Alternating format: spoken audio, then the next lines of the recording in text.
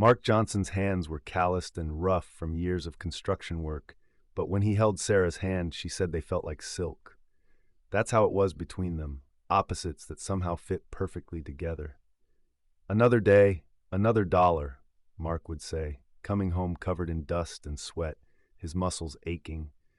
Sarah would already have dinner waiting, usually something simple like pasta or soup. Their budget stretched thin between rent and the small payments on Mark's beat-up pickup truck. "Did you think about it today?" Sarah asked one evening, watching Mark count the tips she'd brought home from the diner. "Every single minute," he replied, pulling a small velvet box from his jacket pocket. "It's not much yet, but I'm getting closer." Sarah opened the box to find not a ring, but a tiny note. "I owe you one diamond ring." She laughed, tears welling in her eyes. "You're ridiculous." "I'm serious," Mark said, his expression softening. "One day, I'm going to give you everything you deserve. A house with that white picket fence you're always talking about. A garden where you can grow those ridiculous tomatoes you love." "They're not ridiculous," Sarah protested, swatting his arm playfully. "They're heirloom varieties." "Whatever you say, babe." Mark pulled her close, the smell of drywall dust and cheap cologne filling the small space between them. "But I mean it. One day, all this struggle will be worth it."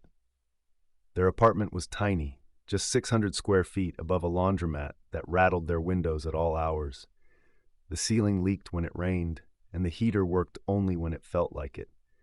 But it was theirs, and they filled it with laughter and dreams. Sarah worked the breakfast shift at the diner, her feet aching by noon, her uniform smelling perpetually of bacon and coffee. Mark worked whatever construction jobs he could find, sometimes driving 2 hours each way for a day's work. "We're like a team," Sarah said one night, counting their meager savings. "Every dollar we don't spend is another brick in our future house." "More like a twig," Mark joked, but his eyes were serious. "We'll get there, though, I promise." Their friends didn't understand their relationship. Mark's buddies from the construction site couldn't figure out why he didn't play the field more. Sarah's coworkers at the diner thought she was wasting her youth on a man with no real prospects. "They don't get it," Sarah told Mark one evening as they slow danced in their tiny living room to a song playing on the radio. "They think love should be easy, that it should come with a guarantee." "Love isn't supposed to be easy," Mark replied, spinning her gently. "If it was easy, everyone would have it. It's supposed to be worth it." And it was worth it. Every missed movie, every skipped vacation, every cheap meal of instant noodles, it was all worth it because they had each other. Mark worked double shifts for 3 months straight, coming home so exhausted some nights that he fell asleep with his boots still on. Sarah picked up extra weekend shifts, her smile never faltering, even when customers were rude or the cooks were having a bad day. "I have something for you," Mark said one Saturday morning, his voice barely above a whisper. Sarah, still half asleep, rolled over to face him. "Is it coffee? Better." He placed a small box on her nightstand. "Open it." Inside was a simple silver ring with a small diamond, not huge but perfect in its own way. "Mark, it's beautiful." "It's not the engagement ring yet," he said quickly. "That's still coming, but I saw this and thought of you, a promise of what's to come." Sarah slipped it on her finger, the silver cool against her skin. "I don't need a big diamond, you know. I just need you." "I know," Mark said, his voice thick with emotion. "But I want to give you more. I want to give you everything." That night, as they lay in bed listening to the rumble of the dryers below, Sarah traced patterns on Mark's chest. "What would you do if we had $1 million?" she asked suddenly. "Buy you a proper ring for starters," Mark replied without hesitation. "Then that house with the white picket fence. Maybe a new truck, nothing crazy." "What about me? What would I do?" "You'd probably give half of it away," Mark said with a laugh. "You're too good for this world, Sarah Johnson." "Maybe," she said, snuggling closer. "Or maybe I'd just buy a lifetime supply of those heirloom tomatoes." Mark's arms tightened around her. "One day, babe, one day, all our dreams will come true." Neither of them knew that their dreams were about to come true in the most twisted way imaginable, or that the very foundation of their love would be tested by something as simple as a piece of paper with 6 numbers on it. It was a Tuesday. Just another gray, unremarkable Tuesday in a long line of gray, unremarkable Tuesdays. Sarah was on her way home from the diner, the rain coming down in sheets. She ducked into a convenience store to buy a carton of milk and, on a whim, added a lottery ticket to her purchase. The jackpot was a staggering $50 million. A number so large it was almost absurd.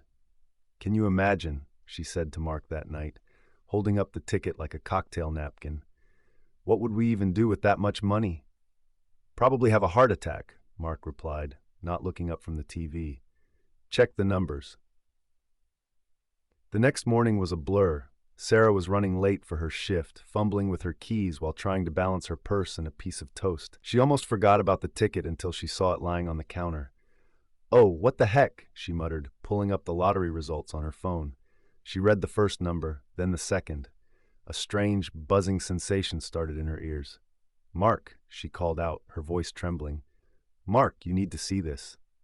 He stumbled out of the bedroom, rubbing his eyes. "See what?" "I'm trying to sleep in." "Just look," she said, shoving the phone in his face.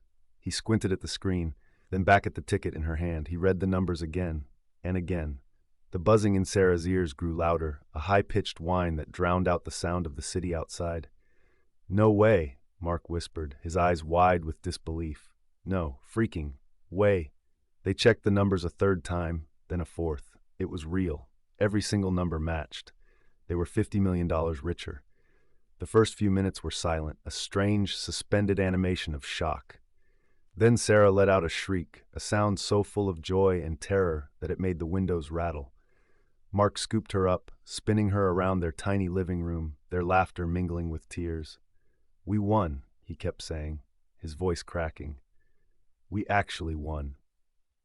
The next 48 hours were a cyclone of chaos. They called the lottery commission. They were told to sign the back of the ticket, put it in a safe deposit box, and hire a lawyer. They did everything they were told, moving through a fog of disbelief. The media caught wind of their story. The couple from Queens, they were called. Reporters camped outside their apartment building, their cameras flashing like lightning bugs. Mark and Sarah, still dressed in their work clothes, gave a hesitant interview on their doorstep. "We're just in shock," Sarah said, her hand tucked into Mark's. "We're going to buy that house with the white picket fence," Mark added, his arm protectively around her shoulders. "And maybe a new truck." The world fell in love with them. Their story was the modern-day fairy tale everyone wanted to believe in. The hard-working couple who struck it rich. It was perfect. The first thing they did was quit their jobs. Mark walked onto the construction site, a huge grin on his face, and told his boss he was done. "I'm retiring," he said, to the cheers and high fives of his coworkers. Sarah gave her 2 weeks' notice at the diner, hugging her favorite customers and promising to send them postcards from her travels. "We're a team," Mark said, as they sat in a plush office across from a slick financial advisor named Richard. "We make all decisions together." Richard nodded, his smile not quite reaching his eyes. "Of course, that's the only way to make this work. Now let's talk about your options." The numbers were dizzying. After taxes, they were looking at a lump sum of around $30 million. $30 million. It was a number that didn't seem real, a number from a different universe. "We should buy a house," Sarah said, her voice filled with wonder. "Something nice, but not too crazy, and we should invest some of it for our future." "And a car," Mark added, his eyes gleaming. "A really, really fast car." Sarah laughed. "Okay, a fast car, but nothing too flashy." They left the advisor's office with a thick folder of documents and a head full of plans. They drove to a luxury car dealership, the smell of new leather and polished chrome filling the air. "Which one?" Mark asked, his hands hovering over a sleek, black sports car that looked like it was built for speed. "Mark, that's $250,000, Sarah whispered, her eyes wide. "And we have 30 million, he replied, his grin widening. "We can afford it." He bought the car on the spot, writing a check for the full amount without a second thought. As they drove away, the engine roaring like a caged beast, Sarah felt a flicker of something she couldn't quite identify. It wasn't excitement, it was something else. Something that felt a lot like fear. That night they went to the most expensive restaurant in the city, a place they'd only ever seen in magazines. They ordered champagne and caviar, toasting to their new life. "To us," Mark said, clinking his glass against hers. "The team." To us, Sarah echoed, but the words felt hollow. The man sitting across from her, the man in the expensive shirt with the diamond-studded watch on his wrist, was starting to look like a stranger. The money was supposed to solve all their problems. It was supposed to give them the life they'd always dreamed of. But as Sarah looked at Mark, his face illuminated by the candlelight, she couldn't shake the feeling that their problems were just beginning. The poison didn't come in a bottle. It didn't have a bitter taste or a warning label. It seeped into their lives slowly, invisibly, carried on the whispers of new friends and the seductive gleam of cold, hard cash. The first real crack appeared just a week after the win. They were lying by the pool of a five-star hotel, the sun warm on their skin. It was a life they had only ever seen on TV. "I was thinking," Sarah began, "maybe I should go back to the diner for a few shifts a week, just to stay grounded, keep things normal." Mark sat up, his sunglasses sliding down his nose. "Are you kidding me? Why would you ever do that? We're millionaires, Sarah. We don't have to work anymore." "I know," she said, feeling small under his gaze. "It's just, I miss it. I miss the people. I feel like we're losing touch with reality." "Reality is that we never have to worry about rent again," he snapped, his voice sharp. "Reality is that we can buy anything we want. Why would you want to go back to smelling like bacon grease?" The words hung in the air between them, ugly and harsh. This wasn't the Mark she knew. The Mark she knew would have supported her no matter what. This new Mark was impatient, dismissive. "I'm sorry," he said quickly, his tone softening. "I didn't mean it like that. It's just a lot, you know?" But Sarah did know, and she knew he meant it, exactly as he'd said it. The changes came faster after that. Mark started spending more and more time with Richard, the financial advisor, and the group of wealthy men Richard had introduced him to. They were a different breed, polished, confident, and obsessed with status. They called themselves the Titans, a name that made Sarah cringe. They'd meet for expensive lunches and play golf at exclusive country clubs where Sarah felt wildly out of place. She'd sit in the clubhouse sipping a glass of wine she didn't want, while Mark and his new friends laughed about stock portfolios and real estate deals. "Your girl's a bit quiet, Mark," one of them, a man named Carter, said to him once, not even bothering to lower his voice. "Is she okay with all this?" "She's fine," Mark replied, a little too quickly. "She's just not used to this world." "Maybe you should get her a stylist," Carter suggested, winking at his friends. "Help her fit in." Sarah heard every word. She felt a hot flush of shame, followed by a cold, hard wave of anger. She didn't need a stylist. She didn't need to fit in. She just needed her husband back. But her husband was disappearing, replaced by a man who wore tailored suits and drove a car that cost more than their old apartment building. A man who was starting to see their $30 million not as a shared dream, but as his personal empire. The breaking point came over the house. Sarah had been looking at listings online, focusing on charming homes in quiet neighborhoods with, yes, white picket fences. She'd found a perfect one, a cozy 4-bedroom with a big backyard, just outside the city. "I found it," she said excitedly, showing Mark her laptop. "It's perfect. It has a garden, just like we talked about." Mark glanced at the screen, his expression unimpressed. "It's small." "It's not small, it's cozy," Sarah corrected him, her smile faltering. "It's a real home." "I've already found a place," he said, turning his attention back to his phone. "I put in an offer this morning. It was accepted." Sarah stared at him, her mind struggling to process his words. "You what? Without me?" "I didn't think you'd mind," he said with a shrug. "It's a surprise." He showed her a picture of the house. It wasn't a house. It was a mansion. A cold, sprawling monstrosity of glass and steel perched on a cliff overlooking the ocean. It had 10 bedrooms, 12 bathrooms, a movie theater, and an infinity pool that looked like it spilled into the sea. "It's a lot," Sarah managed to say, her voice barely a whisper. "It's not us." "This is us now, Sarah," Mark said, his voice flat. "This is the life we're meant to live." The our money had officially become his money.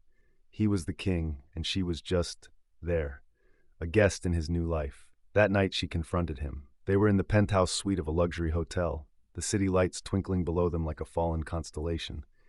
"Who are you?" she asked, her voice shaking with a mixture of fear and anger. "You're not the man I fell in love with." You're not the man who promised me a house with a white picket fence." "People change, Sarah," he said, not even looking at her. "We're not broke anymore. We don't have to dream small." "This isn't dreaming," she shot back. "This is a nightmare. You're surrounding yourself with people who don't care about you. You're making decisions that affect both of us without even talking to me. I feel like I don't even know you anymore." He finally turned to face her, his eyes cold and distant. "Maybe you don't. Maybe the guy you fell in love with was just a guy who couldn't afford to be anything else. Now I can." The words hit her like a physical blow. He was telling her that their love, their entire life together, was a product of their poverty. That if he'd had money all along, he never would have even looked at her. She went to bed that night with a heavy heart, the sound of Mark's laughter from the other room as he chatted with his new friends on the phone. She was alone in a king-sized bed, in a room that cost more than their first apartment, and she had never felt more isolated in her life. She didn't know it then, but she was right to be afraid. The man she had loved was gone, and in his place was something much, much worse. Something that was looking at their shared fortune, and at her, and seeing only an obstacle. The idea didn't come to him like a lightning bolt. It crept in, slowly and insidiously, like a fog rolling in off the ocean. It started with a conversation with Richard, their financial advisor, over lunch at a club where the sandwiches cost $50.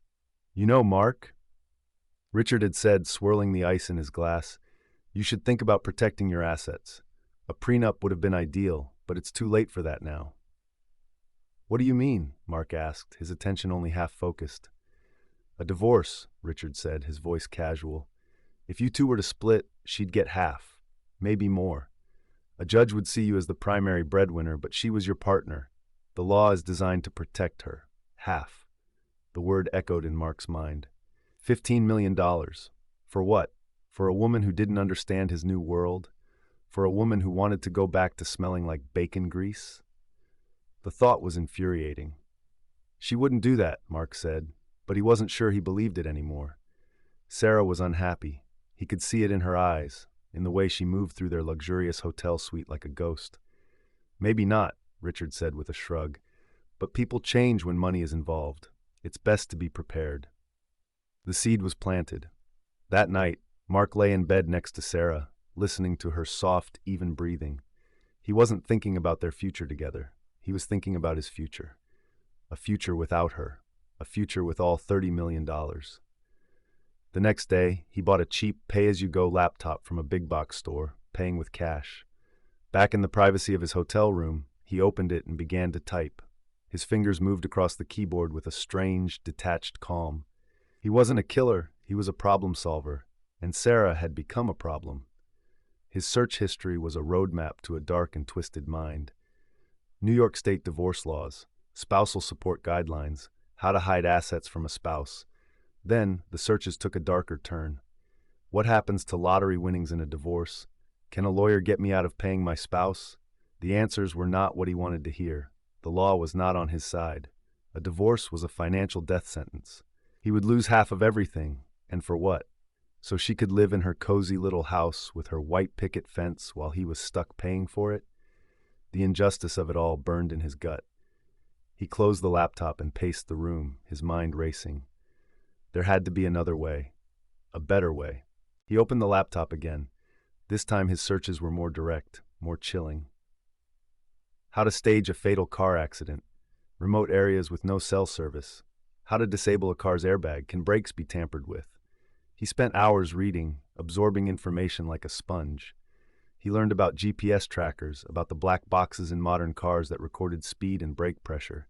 He learned about the most dangerous roads in the state, the ones with sharp turns and no guardrails. He was no longer just a problem solver. He was a planner, a methodical, meticulous planner. The next step was to get Sarah to agree to his plan. He had to be careful. He had to be the man she fell in love with, just one last time. He came home that evening with a bouquet of her favorite flowers, a small, thoughtful gesture he hadn't made in months. "Hey," he said softly, handing her the flowers. "I was thinking about what you said. About us. You're right, I've been a jerk." Sarah looked at him, her eyes wary but hopeful. "What are you saying?" I'm saying I miss you, he said, his voice thick with manufactured emotion. I miss us. I want to fix this. Let's get away. Just the two of us. No phones, no new friends, no distractions. Just a road trip like we used to talk about. He could see the conflict in her eyes. She wanted to believe him. She desperately wanted the man she loved to come back.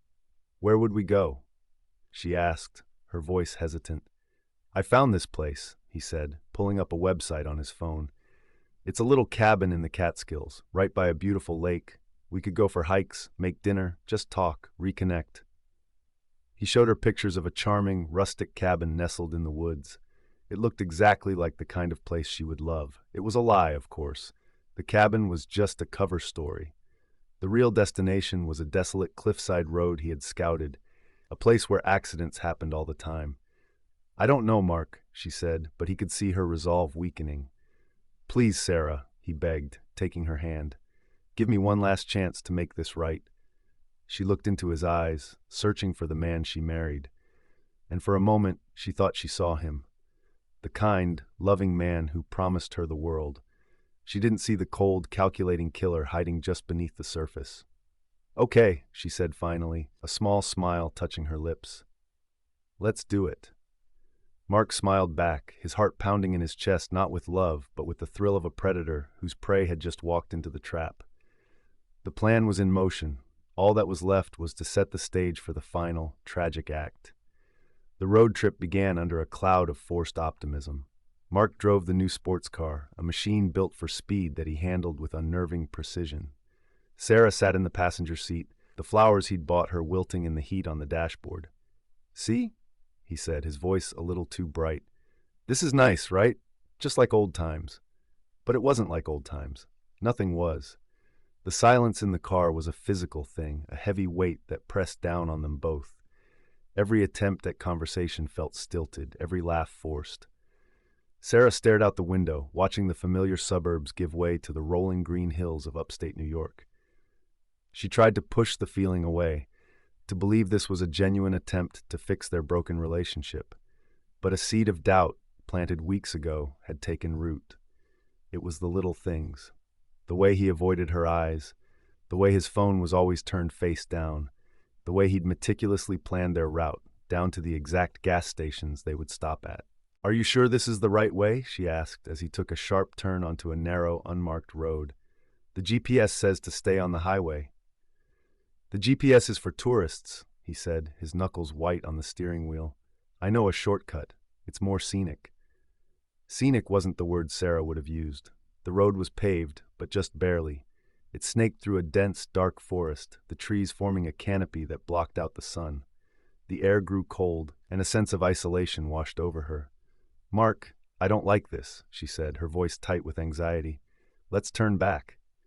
We're almost there, he replied, his gaze fixed on the road ahead. Don't be such a scaredy cat.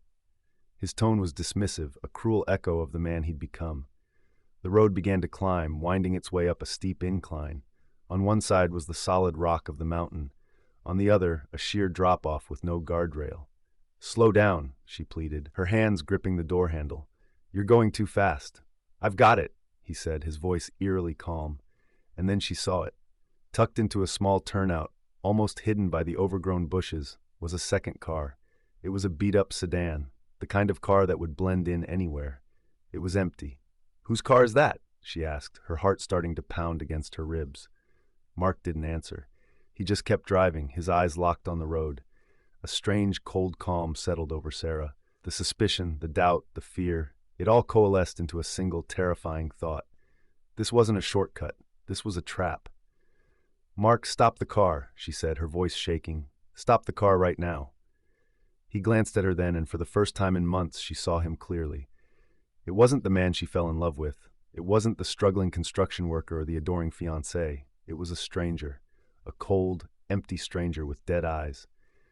It's too late for that, Sarah, he said softly. He didn't slam on the brakes. He didn't jerk the wheel. He simply took his foot off the accelerator and, with a deliberate, gentle motion, turned the wheel slightly to the right. The car's tires screeched as they hit the loose gravel at the edge of the road. For a moment, it felt like they were flying. Sarah opened her mouth to scream, but no sound came out. The world tilted, the sky and the ground blurring into a chaotic swirl of green and blue. The world became a symphony of screaming metal and shattering glass. Sarah felt a sudden violent jolt as the car impacted the ground, then another and another. The last thing she saw was Mark's face, calm and impassive, as the world went black. Mark came to a few minutes later, his head throbbing. The car was a mangled wreck, its once sleek body twisted and broken around the trunk of a massive oak tree. The smell of gasoline and burnt rubber filled the air. He groaned, a sound of practiced pain, and fumbled with his seatbelt. His door was jammed, but the passenger side was gone, torn away by the impact. He carefully climbed out, his body aching. He looked at Sarah. She was slumped in her seat, her head at an unnatural angle. Her eyes were open, staring at nothing. She was gone. He didn't scream. He didn't cry. He just assessed. The plan had worked. The brakes he had disabled earlier that morning, at their last stop, had failed perfectly. The airbag on her side, which he had deactivated using a tutorial he found online, had never deployed. He, on the other hand, had walked away with nothing more than a few cuts and bruises. He pulled out his phone, his hand surprisingly steady. The signal was weak, just as he'd planned. He dialed 911. "Help," he choked out, his voice a masterpiece of grief and panic. "There's been an accident. On Route 17, I think. My girlfriend, she's not breathing." He fell to his knees, the phone slipping from his grasp. He let out a raw, guttural sob, a sound so full of anguish it could have fooled anyone. He was the grieving fiancé, the tragic survivor. The performance of a lifetime had begun. The story Mark told the police was a masterpiece of tragedy. He was a man broken by grief, a survivor haunted by the memory of the woman he loved.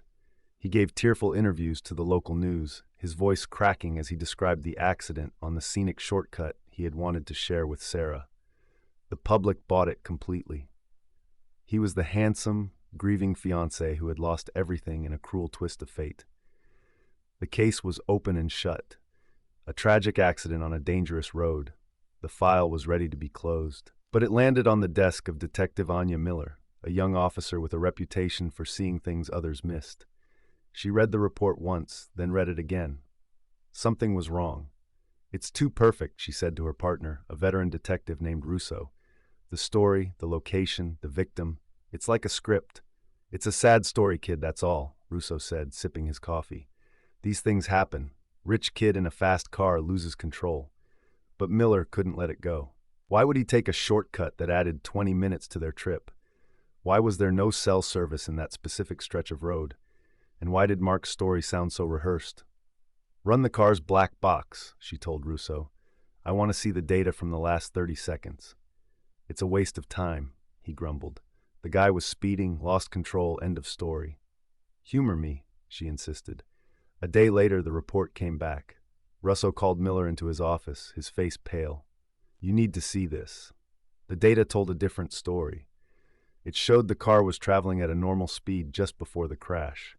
There was no sudden swerve, no panicked braking. In fact, the data showed the brakes had been manually disabled. The system had been tampered with. And there was something else. The car's diagnostic report revealed that the airbag on the passenger side had been electronically deactivated. This wasn't an accident. It was a homicide. With the new evidence, they got a warrant for Mark's digital life. They seized his laptops, his phones, his cloud storage, and there they found the roadmap to his crime.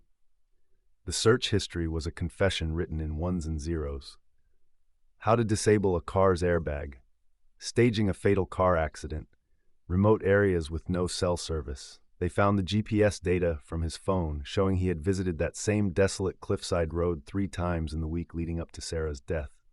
And they found the records for the beat-up sedan he had left parked in the turnout, a car he had bought for cash under a fake name a week earlier. The case was no longer about a tragic accident. It was about a cold, calculated murder. The interrogation room was cold and sterile. Mark sat across from Miller and Russo, his expression a mask of indignant grief. "I don't understand why I'm here," he said, his voice tight with anger.